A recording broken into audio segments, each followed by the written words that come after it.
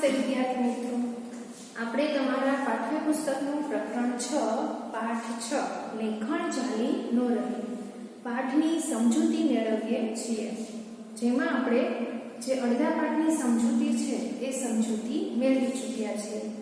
ગયા લેક્ચરમાં તમને હોમવર્ક આપેલું હતું કે આ પાઠના શબ્દાર્થ વાંચવાના, પાઠ વાંચવાનો અને અમુક જે પ્રશ્નો બોર્ડમાં લખાવેલા હતા એ પ્રશ્નોના જવાબ છે એ તમારે તમારી રફ નોટમાં લખવાના હતા. તો જે પરીક્ષામાં પૂછાઈ શકે એવા પ્રશ્નોની ચર્ચા જે મેં અહીંયા મુદ્દા લખેલા છે એ મુદ્દા અને થોડું રિવિઝન. તો વિદ્યાર્થી મિત્રો, પહેલા તો એ કે આ પાઠમાં કયા પ્રદેશની વાત કરવામાં આવેલી છે? તો આ પાઠમાં ભાલ પ્રદેશની વાત કરવામાં આવેલી છે.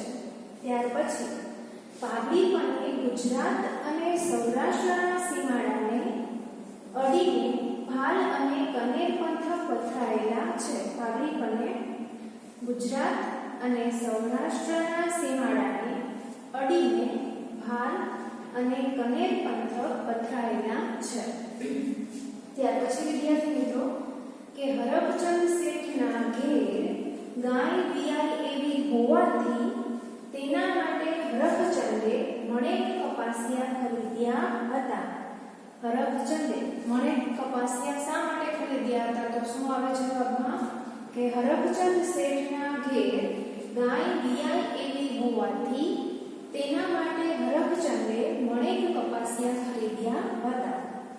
ત્યાર પછી વિદ્યાર્થી મિત્રો કે ભાલ અને કનેર પંથક માટે કઈ કહેવત છે એ આદિકાળથી કહેવામાં આવેલી છે? તો ભાલ અને કનેર પંથક માટે જૂના કાળથી એટલે કે જૂના સમયથી કહેવત છે કે કપાળમાં ઉગે વાળ તો ભાલમાં ઉગે ઝાડ. એકદમ આપણે કહીએ કે સૂકી જમીન કે જે ઝાડપાન વગરની, વૃક્ષો વગરની. ત્યાર પછી ગામમાં આશરે કેટલા ખોરડા એટલે કે ઘર હતા?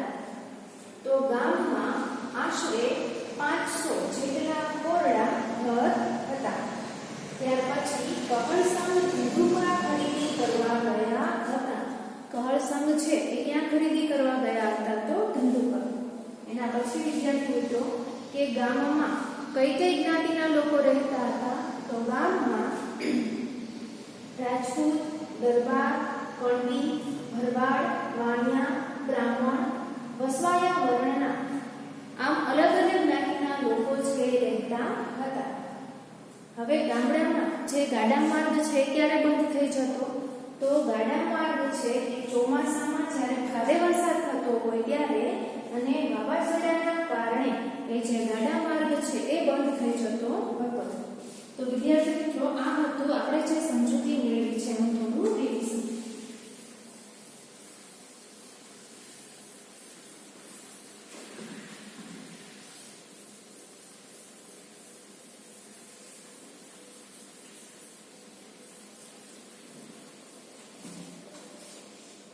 હવે વિદ્યાર્થી મિત્રો, આપણે જે આગળના પાઠની સમજૂતી છે એ સમજૂતી મેળવીએ કે જેમાં આપણે છેલ્લે જોયું હતું કે છેલ્લો પેરેગ્રાફ કે જે કહળસંગ અને હરખચંદ શેઠ છે એ કપાસિયાનું જે બાજકું હોય છે એના માટેની વાતચીત ચાલતી હતી. ત્યારે કહળસંગ હોય તો ઉધારે તો આખી હાટડી દઈ દેવી, પણ વખતસર ચોપડા ચોખ્ખા કરવા જોઈને આ પેરેગ્રાફની સમજૂતી છે આપણે ગયા લેક્ચરમાં મેળવી ગયા હતા. હવે ત્યારબાદ 3-3 વર્ષ લગી નાણાં ભરો નહીં ને ઉઘરાણી કરીએ ત્યારે આંખો કાઢો એમ હાલતું હશે. એટલે એમ કહે છે કે જો ઉધાર છે એમાં તો હું મારી આખી દુકાન આપી દઉં, પણ 3-3 વર્ષ સુધી જે ઉધાર પૈસા લઈ ગયા છે એ ચૂકવવા નહીં, અને જ્યારે લેવા માટે જઈએ ત્યારે મોઢા બગાડે. તો એ કેમ ચાલતું હશે? અમારે આગળ પેટ છે ને, એટલે એમ કહે છે કે એમને પણ પોતાનું જે ઘર છે, જે ઘરનું ગુજરાન છે એ ચલાવવાનું હોય છે. આ સાંભળીને કહળસંગે મનમાં ગાંઠ વાળી કે વાણિયો આજ માંડ ઘાએ ચડ્યો છે. હવે આ વાત સાંભળીને કહળસંગ છે એને મનમાં એમ થયું કે વાણિયો છે આજ બરોબર લાભમાં આવ્યો છે. હિંગ તે હમણાં કા ફાટીને ધુવાડો ધુવાડે વહી ગયો છે. ગામમાં કોઈની શરમ ભરતો નથી. અને જ્યારે કંઈ પણ ઉધાર લેવા માટે જાય ત્યારે કોઈની શરમ છે રાખતા નથી. આજ ઈને ધોળે દાડે તારા નો બતાડું તો મારું નામ કહળસંગ નહીં. એટલે કહળસંગ છે એ હરખચંદ શેઠ સાથે જે બદલો લેવાની ભાવના છે આપણને અહીંયા જોવા મળે છે. ગાડા ઢોકળો આવીને હરખચંદ વાણિયો ગાડામાં કોથળો નાખવા જાય છે. જે હરખચંદ શેઠ છે એ ગાડાની નજીક આવે છે અને જે કપાસિયાનો કોથળો હોય છે એ અંદર ગાડામાં મૂકવા જાય છે. ત્યાં તો બળદોને ડચકારો કરી કહળસંગે ગાડું હાંકી મૂક્યું. જેવો એ કોથળો નાખવા માટે જાય છે ત્યાં જ છે એ કહળસંગે પોતાનું જે ગાડું છે એ હાંકી મૂકે છે. મોર્ય ગાડુંને વાહે હરખચંદ શેઠ. એટલે આગળ છે એ ગાડું જતું હતું અને પાછળ છે એ હરખચંદ શેઠ હતા. બજાર સોસરવા થઈને છેક ગામની ભાગોળે આવ્યા. શેઠે રાડિયો પાડ્યો. એ કહળસંગ ભાઈ, ઘડીવાર બળદોને તાણી ઝાલો ને. માથે 2.5 મણ ભાર છે ઈ તો જુઓ. હવે આમ ને આમ એ બજારવાથી થઈને છેક ગામની બહાર સુધી આવી જાય છે. ત્યારે શેઠ છે એ રાડ નાખે છે, અવાજ કરે છે કે હે કહળસંગ ભાઈ, તમારા જે બળદ છે, જે ગાડું છે એ થોડીક વાર ઊભું રાખો ને. માથે છે 2 મણ ભાર છે કે એ તો જુઓ કે માથે જે કપાસિયાનું બાજકું હતું, કોથળો હતો, એનું વજન છે તમે એ તો જુઓ. શું કરું શેઠ, આ સંધિયા બળદિયા બહુ પાણિયાળા છે. ઘર ભણી રહેતા થયા પછી તાણી ઝાલ્યા રહેતા નથી. એટલે પછી છે શું જવાબ આપે છે કે શું કરું શેઠ, આ જે સંધિયા એટલે કે બળદની એક જાત બહુ બળવાન છે કે ઘર ભણી એટલે જ્યારે ઘર તરફ જવાનું હોય છે ત્યારે હાથમાં રહેતા નથી. એમ કહેતા કહળસંગે ગામ ભણી ગાડું હાંકી મૂક્યું. અને એમ કહેતા જ કહળસંગ છે એ પોતાનું ગાડું લઈને ગામ તરફ જાય છે. હરખચંદ શેઠ ઢીલા પગે ને ઢીલા મોઢે કરામતી કહળસંગના ગાડાને જતું જોઈ રહ્યા. હરખચંદ શેઠ છે એની માથે વજન હતો, જે કપાસિયાનું બાજકું હતું એ બાજકું જે કહળસંગ છે એના ગાડામાં મૂકવા નથી દેતો. એટલે જે કહળસંગનું જે ગાડું છે એને જતું જોઈ રહ્યા. મોઢું છે એ ઉતરી ગયું હતું. બળદ છે તાણી ઝાલ્યા રહેતા નથી. ઈ બેન ચતુરવાણિયાના મનમાં ક્યાંય સુધી ઘૂમડીઓ લઈ રહ્યા. હવે જે કહળસંગ એમ કહ્યું હતું કે બળદ છે એ તાણી ઝાલ્યા રહેતા નથી, આ શબ્દ છે, આ વાક્ય છે, આ વાત છે એ શેઠના મનમાં ઘૂમડિયા લેતું હતું કે એના મનમાં એ વાત ફરતી હતી. અને ઘણીવાર એવું થાય છે વિદ્યાર્થી મિત્રો કે કોઈ એવી વાત છે કે જે આપણા મગજમાંથી ઝટ દઈને નીકળતી નથી. એમને ભીત સોસરવું સૂઝ્યું કે કહળસંગ નરાતાર દાંડાઈ કરે છે. અને એને એ વાતની ખબર પડી ગઈ કે કહળસંગે અત્યારે દાંડાઈ કરી છે. પછી એમનાથી બબડી જવાયું અને ત્યારે જ્યારે દુઃખી થઈ જાય છે, મોઢું ઉતરી જાય છે અને ગુસ્સે પણ થાય છે. અને ત્યારથી એમથી બોલાઈ જાય છે, મહાળા રજપૂતે કરી છે ને કાંઈ.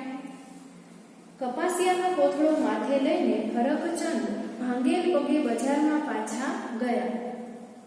આ વાતને માથે થઈને વર્ષેકના વહાણા વાઈ ગયા. પણ મદારીના કરણિયામાં સાપ જેમ ગુજરું વળીને પડ્યો રહે એમ આ વાત એમના લમણામાં રહી ગઈ.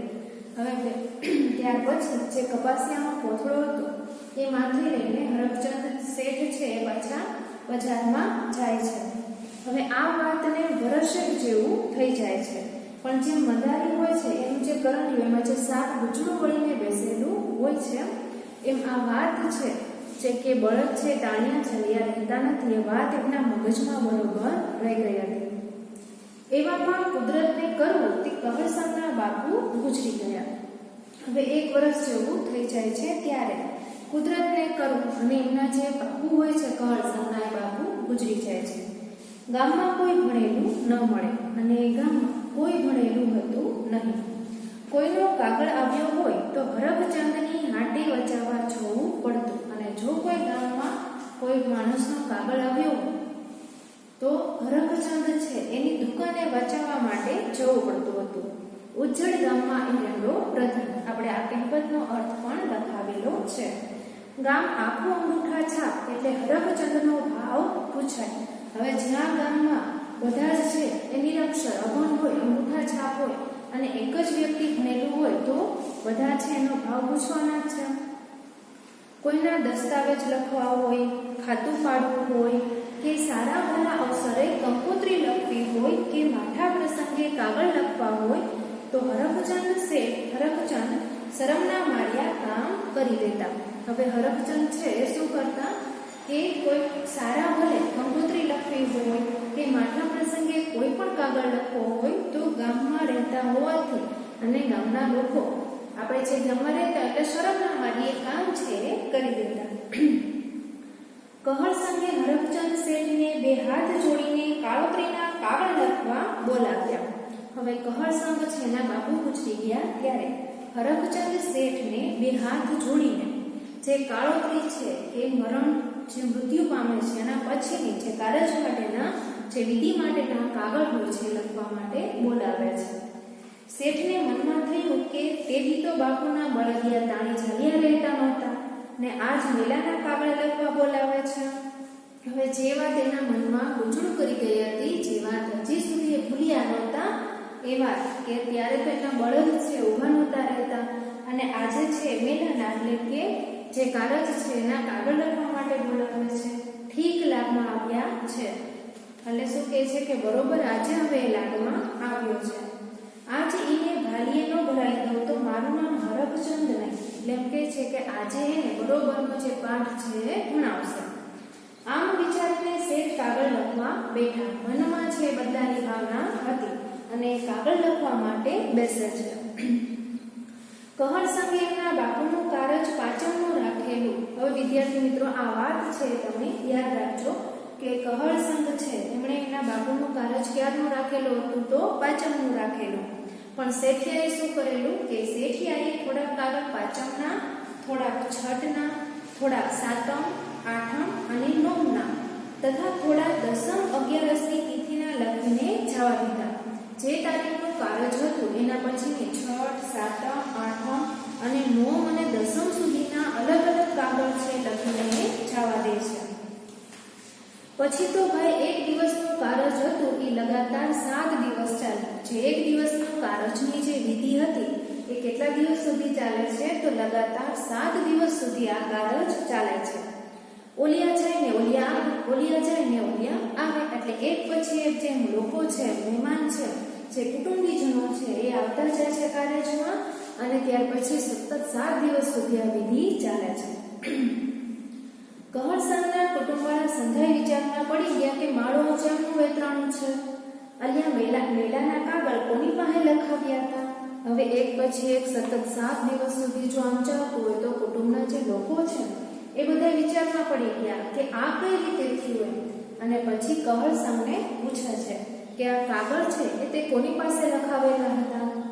કાગળ તો હરખચંદ શેઠે લખી દીધા હતા. એટલે શું કહે છે કે કાગળ છે એ તો હરખચંદ શેઠે લખી આપેલા. એ તો ડાહ્યું મને જ છે, એ ઉઠીને આવી ભૂલ ના કરે હો. એટલે ત્યારે લોકો છે શું કહે છે કે એ તો ડાહ્યો માણસ છે, સમજુ માણસ છે કે એનાથી આવી ભૂલ ન થાય. શેઠિયાને બોલાવીને પૂછો તો ખબર પડે ને.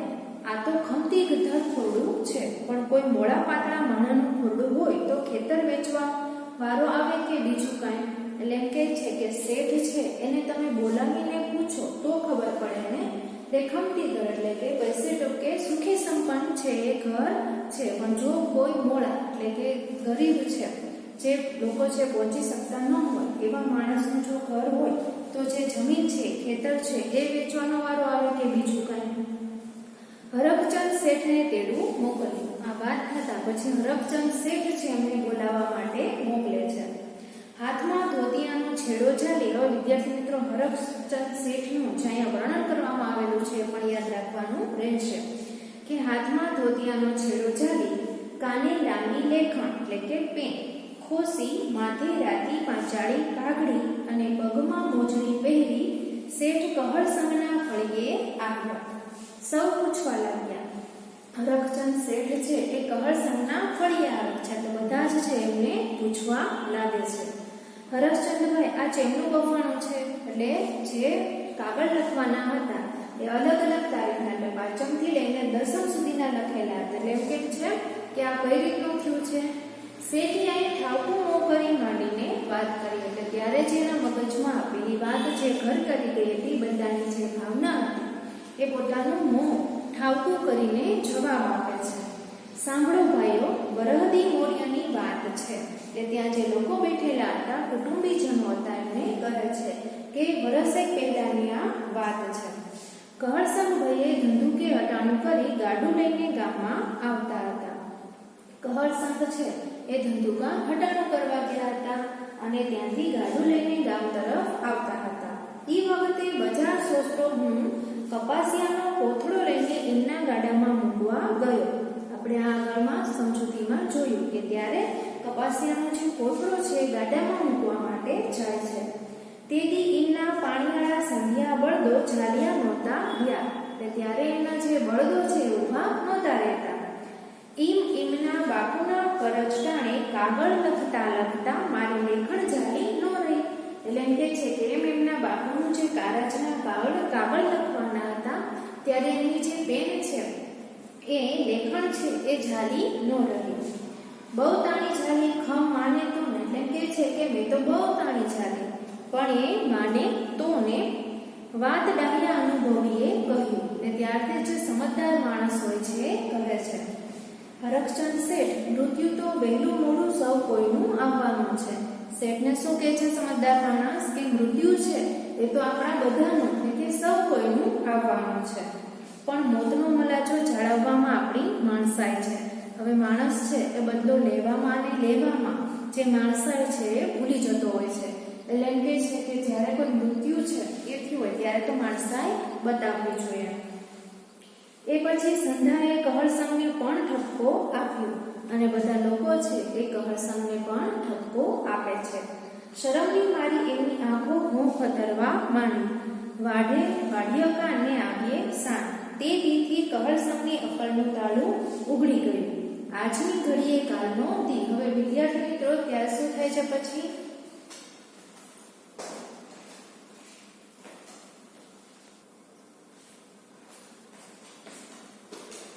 ત્યાર પછી વિદ્યાર્થી મિત્રો જ્યારે સમજદાર લોકો છે, માણસો છે, એ આ રીતે સમજાવે છે, ઠપકો આપે છે, ત્યારે બંને છે શરમના માના જમીન તરફ જોવા લાગે છે અને ત્યારથી અનુભવે બધું સમજાય છે. એટલે વિદ્યાર્થી મિત્રો આ પાઠમાંથી આપણને શીખ મળે છે કે આપણે કોઈક સાથે સારું વર્તન કરીએ, જો આપણે એનું થોડું પણ રાખીએ તો એ વધારે સારું વર્તન છે આપણી સાથે કરે છે. અને માણસ છે એ બદલાની ભાવનામાં હંમેશા માણસાઈ છે એ ભૂલી જતો હોય છે.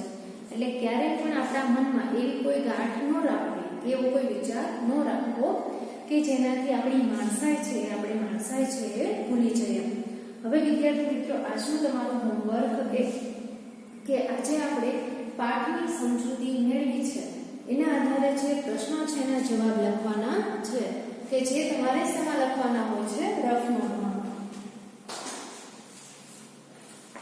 જેમાં પહેલા સૂચના આવશે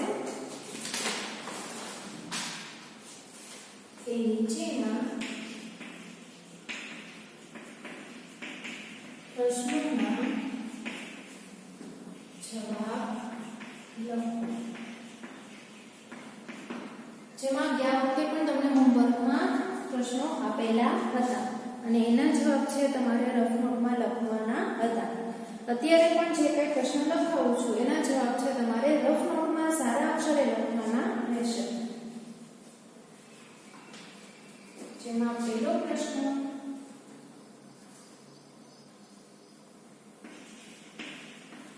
હરખચંદ શેઠ ગામ લોકોને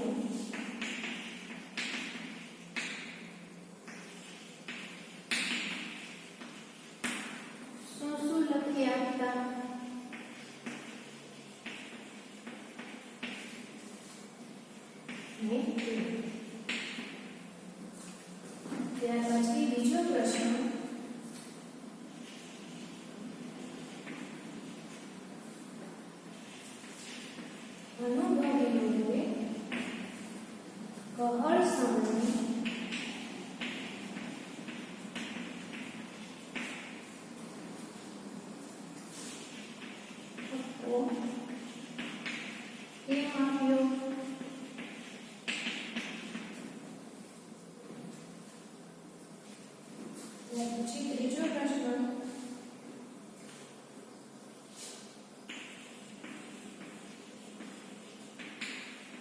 રફચંદને શા માટે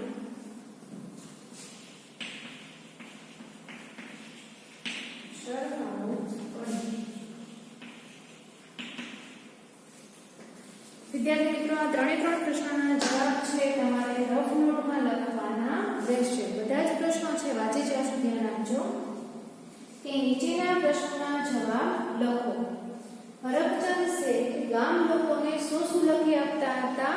કે અનુભવીઓએ કહળ સંઘને ઠપકો કેમ આપ્યો?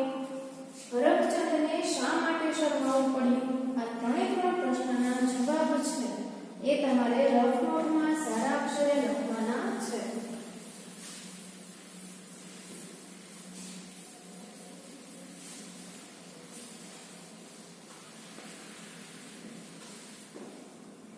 હવે વિદ્યાર્થી મિત્રો, અહીંયા છે એ તમારા પાઠ 6 ની જે સમજૂતી છે એ સમજૂતી પૂરી થાય છે. જે કંઈ પણ હોમવર્ક આપેલો છે એ તમારે રફ નોટમાં સારા અક્ષરે લખવાનું છે. અને ફરીવાર વિદ્યાર્થી મિત્રો કે બુકમાં જે પ્રમાણે કહ્યું છે એ જ પ્રમાણે તમે લખતા જજો. તો આપણો જે આજનો લેક્ચર છે આપણે અહીંયા પૂરો કરીએ છીએ. આભાર.